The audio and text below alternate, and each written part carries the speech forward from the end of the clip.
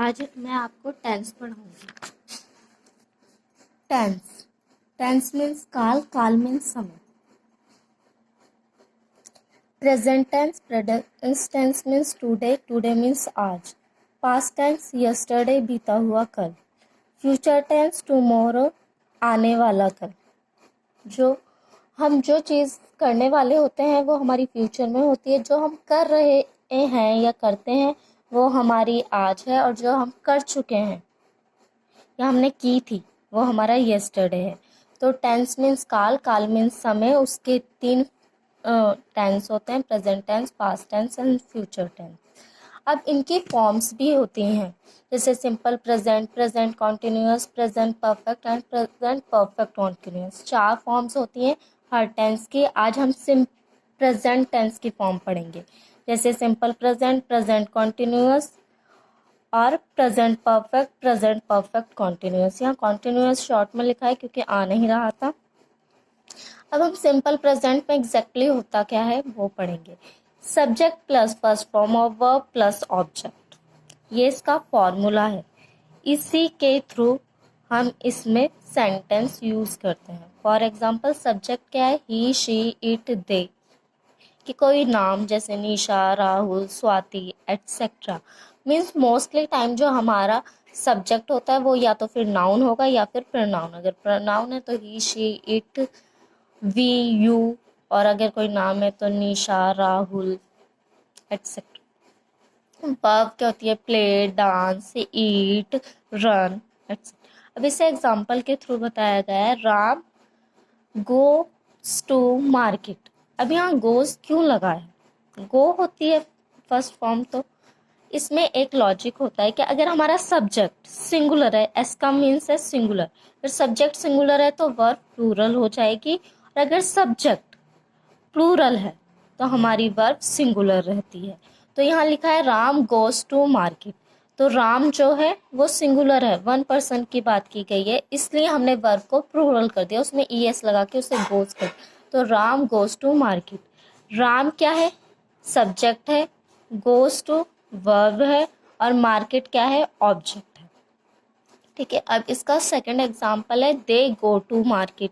दे है ए प्लूरल है, सब्जेक्ट जो है प्लूरल है क्योंकि दे जो है एक से ज़्यादा के लिए यूज होता है, तो हमने वर्ब को सिंगुलर रन दिया, दे गो टू मार्केट। ये है assertive sentences, normal sentences simple present के। अब हम नेगेटिव सेंटेंस कैसे बनाते हैं सिंपल प्रेजेंट के, वो देखते। नेगेटिव सेंटेंस में क्या होता है, यूज होता है do not and does not. ठीक है, अब डू नॉट कब यूज होता है और डज नॉट कब यूज होता है।